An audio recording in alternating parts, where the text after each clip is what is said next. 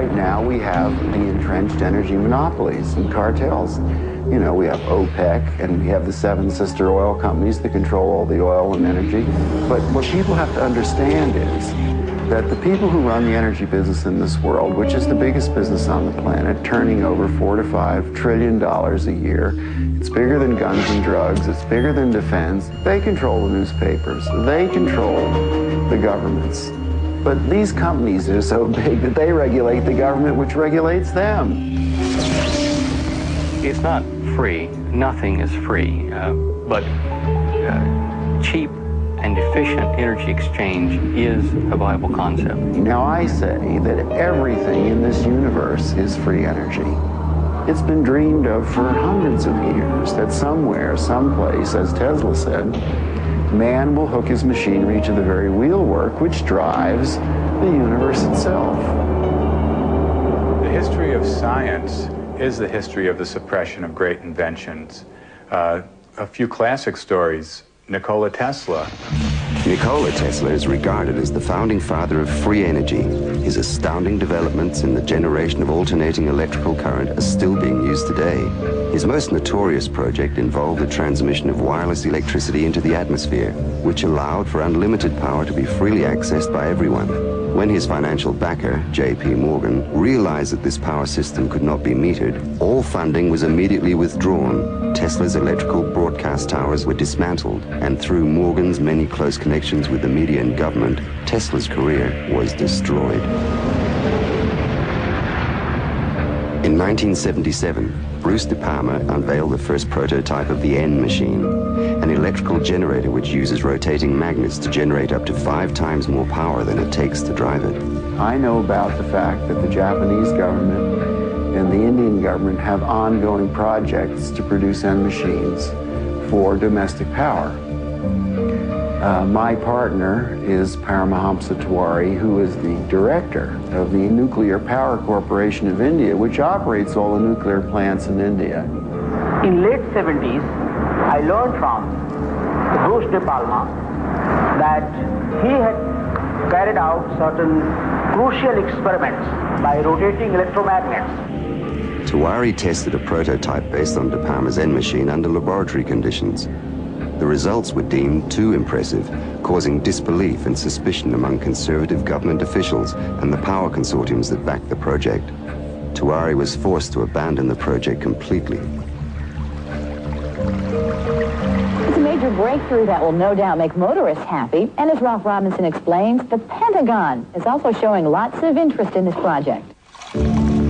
U.S. inventor Stan Myers released his water-powered car engine in 1988. The Pentagon flew a lieutenant colonel in last week to look at Myers' invention. There's talk of possibly using it in the Star Wars defense program and to run Army tanks. Myers found it virtually impossible to secure financial backing after certain Pentagon officials paid him a visit. A number of similar inventions were developed and tested all around the world. My best friend was killed over this matter.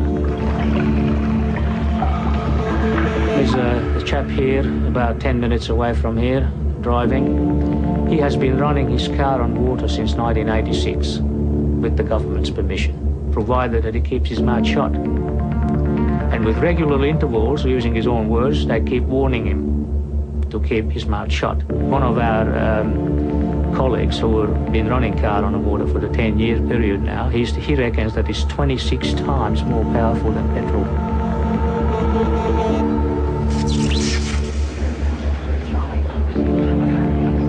If you invent a better mousetrap, the world may beat a path to your door. If you invent a free energy machine, there'll be a path beat to your door, but you don't want those people there.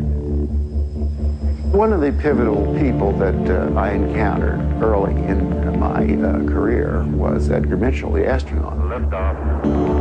Liftoff. Edgar J. Mitchell, an Apollo mission astronaut, founded the Noetics Institute in Southern California.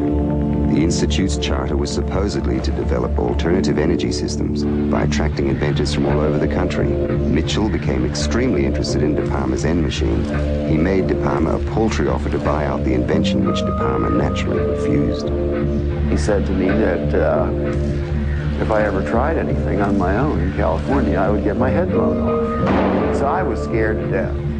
The CIA operates through various very innocent-looking fronts to find out what people are thinking and what they're inventing. Now, what's more innocent than a benign institute founded on transcendental principles to help New Age inventors bring free energy into the world?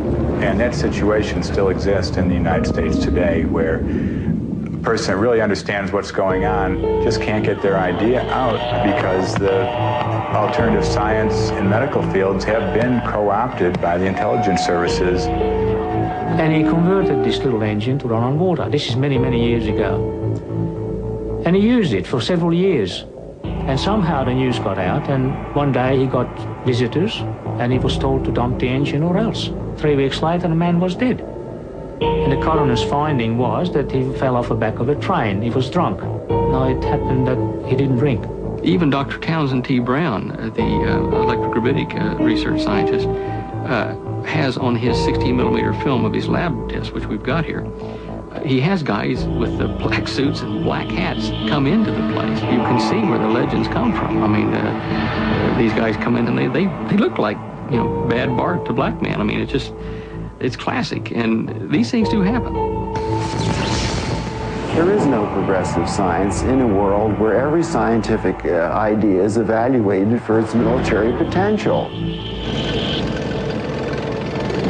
Power, or energy, and control of energy equals power in the new world order that is emerging.